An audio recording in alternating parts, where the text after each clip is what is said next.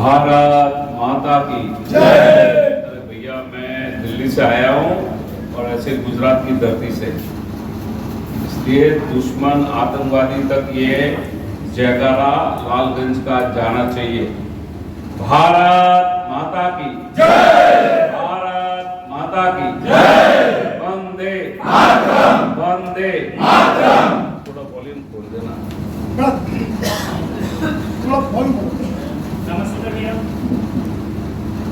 आज के इस कार्यक्रम में व्यापारी उद्यमी सम्मेलन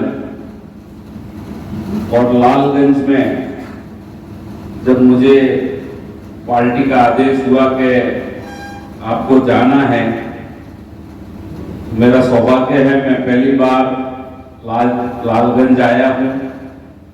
और लालगंज एक छोटा सा हमारा मार्केट है, उसमें आज वर्किंग डे है एमएलए साहब, और इतनी बड़ी संख्या, यानी ये एमएलए साहब आपके प्रति बहुत अच्छा समर्पण है और पूरे पार्टी के पदाधिकारियों को भी मैं बधाई देता हूं कि इतनी बड़ी संख्या में व्यापारी आते हैं। तो मुझे ऐसा लगा कि वास्तव में मेरा यहाँ आना सार्थक हुआ।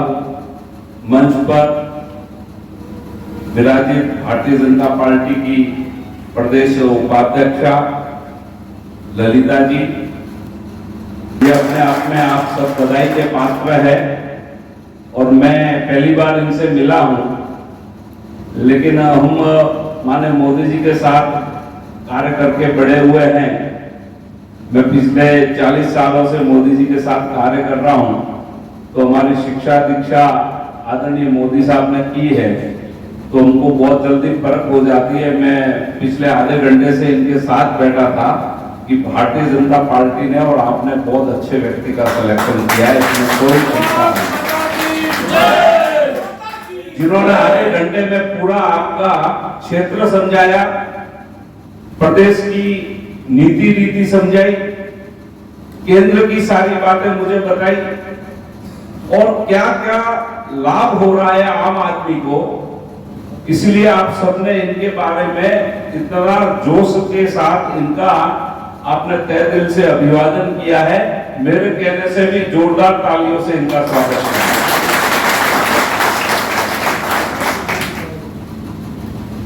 जिला के अध्यक्ष आदरणीय अजब लाल जी, इसके बाद इतनी बड़ी संख्या में इस हॉल में लोग आए हैं, वो भी व्यापारी, और उसका कारण ये मैं जानता हूं कि आज हम सब जीएसटी के विजय उत्सव के लिए जीएसटी बचत उत्सव के निमित्त आज एकत्रित हुए हैं और उस निमंत्रण को आपको जैसे ही मिला और आप इतनी बड़ी संख्या में आए हैं, इसलिए मैं भारत सरकार के राष्ट्रीय व्यापारी कल्याण बोर्ड की तरफ से भी आप सबका अभिवादन करता हूं, आपका अभिनंदन करता हूं। साथियों, हम सब जानते हैं 2011 में हमारी अर्थव्यवस्था कहां थी, 2014 में हमारी अर्थव्यवस्था 11वीं अर्थव्यवस्था थी और आज हम 4थी अर्थव्यवस्था में प्रवेश कर चुके हैं। बहुत जल्दी ही हम 3री अर्थव्यवस्था में प्रवेश करने वाले हैं और उसी क्रम में हम सबको मालूम है कि देश जिस गति से आगे बढ़ रहा है, विश्व प्रिय नेता माननीय मोदी जी के नेतृत्व में जिस प्रकार से हम आगे बढ़ रहे हैं और आज भारत को विकसित बनाने के संकल्प के साथ बिहार को विकसित बनाने के प्रकल्प को लेकर एनडीए सरकार आगे बढ़ रही है, उसी क्रम में आज का ये कार्यक्रम, साथियों, कभी भी व्यापारियों का ऐसा सम्मेलन कम हुआ करता था। कभी भी होता था तो चुनाव के समय में एक सम्मेलन होता था, उसमें प्रबुद्ध नागरिकगण में, जिसमें डॉक्टर आते थे, सीए आते थे, व्यापारी को भी बुलाया जाता था। लेकिन जब से माननीय मोदी जी आए हैं, देश में खुशहाली आई है, व्यापार में बढ़ोतरी आई है, देश में प्रगति हो रही है, बिहार में प्रगति हो रही है, क्योंकि 25 करोड़ लोगों को गरीबी रेखा से आगे बढ़ाकर बाहर निकालना, ये कार्य हुआ है आपकी सरकार के माध्यम से, मोदी जी की सरकार के माध्यम से। साथियों, ये है नया भारत। 25 करोड़ लोग अगर बाहर आ गए गरीबी रेखा से, तो उसमें सबसे बड़ा फायदा होता है तो हमारे व्यापार का होता है। आप कल्पना करिए, जिस देश को कोई गिनता नहीं था, आज उस देश के साथ 196 में से 162 देश व्यापार के साथ संलग्न हो गए। आज टेरर की बात की जाती है, अलग अलग प्रकार की चर्चा देश में चालू हो गई, लेकिन माननीय मोदी जी देश को उन छोटे छोटे देशों के साथ भी जोड़कर एक ऐसा कर्म कर रहे हैं कि जिसके कारण हमारा व्यापार बढ़ रहा है, हमारा निर्यात बढ़ रहा है, हमारी जो जिस प्रकार की व्यवस्था है उसमें बहुत परम रूप से बढ़ोतरी हो रही है। उसी क्रम में हम सब जानते हैं, इस बार के बजट पर अगर चर्चा करूं तो इस बार की बजट को लेकर देश के यशस्वी प्रधानमंत्री जी ने एक ऐसा निर्णय किया, एक मिडिल क्लास के लिए निर्णय किया, एक गरीब व्यापारी के लिए निर्णय किया, एक युवा के लिए निर्णय किया, महिला के लिए निर्णय किया और किसान के लिए निर्णय किया। उसमें 12 लाख रुपए तक इनकम टैक्स जीरो। आप कभी कल्पना कर सकते थे कि 12 लाख रुपए तक जीरो टैक्स? आप सोचिए, 12 लाख रुपए तक जीरो टैक्स का मतलब व्यापार में बढ़ोतरी आई, हमारा क्रय शक्ति बिगड़ी, हमारी क्रय शक्ति बढ़ी और जिसके कारण देश में खुशहाली की तरफ अग्रसर हो रहे हैं। उन युवाओं को जिनकी तनख्वाह लाख लाख रुपए थी, उनमें नेट बचत होने का कार्य हो गया। उन युवाओं को जिनको हर प्रकार का कार्य करने में कहीं ना कहीं अड़चन आती थी, उसमें सबसे बड़ी बढ़ोतरी हुई। तो 12 लाख रुपए तक जीरो टैक्स करके इनकम टैक्स में बड़ी राहत देने का कार्य मिडिल क्लास के लिए, युवा के लिए, हर परिवार को इस प्रकार का फायदा देने का कार्य भारत की सरकार ने किया, माननीय मोदी जी के नेतृत्व में हुआ। साथियों, उसी क्रम में आज जिसके निमित्त आप एकत्रित हुए हैं उसकी मैं चर्चा करूंगा। हम 3 प्रस्ताव यहां पास करने वाले हैं।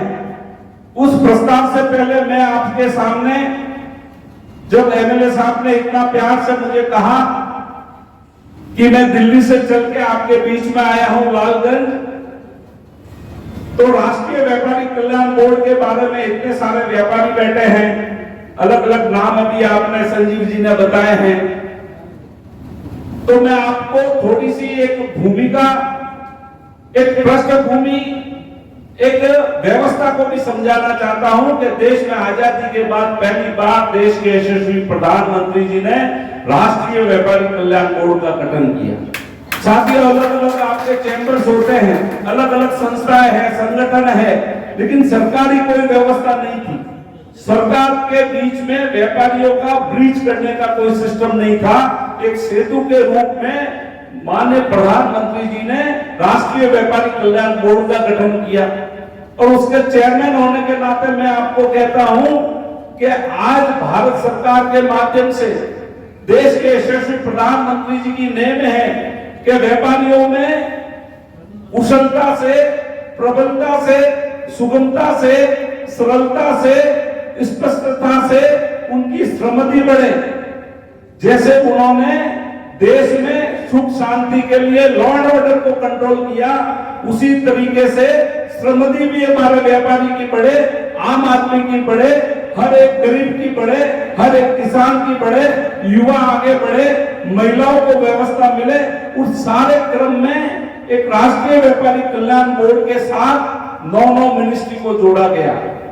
आप कल्पना करिए, आप व्यापारी है, व्यापारी के साथ फाइनेंस मिनिस्ट्री है, रेवेन्यू है, अर्बन डेवलपमेंट है, लेबर है, हमारी एमएसएमई है, आईटी है और एग्रीकल्चर है और नीति आयोग है। एमएलए साहब, ये 9 मिनिस्ट्री के जॉइंट सेक्रेटरी हमारे साथ बोर्ड में हैं और हर प्रदेश का एक एक व्यक्ति हमारे साथ बोर्ड में है। आप सोचिए कि कैसी कनेक्टिविटी माननीय प्रधानमंत्री जी ने की है, भारत सरकार ने की है, जिससे व्यापारी की एक एक बात को पहुंचाया जाए और उससे सुगमता, सरलता, व्यवस्था और अर्थव्यवस्था को बढ़ाने के लिए, व्यापार को प्रगति लाने के लिए और उनका कल्याण हो। जिस बोर्ड का नाम ही राष्ट्रीय व्यापारी कल्याण बोर्ड हो, तो उनके कल्याण के लिए अलग अलग प्रकार की हमने जैसे व्यापारियों के लिए अभी व्यवस्था करी है। आप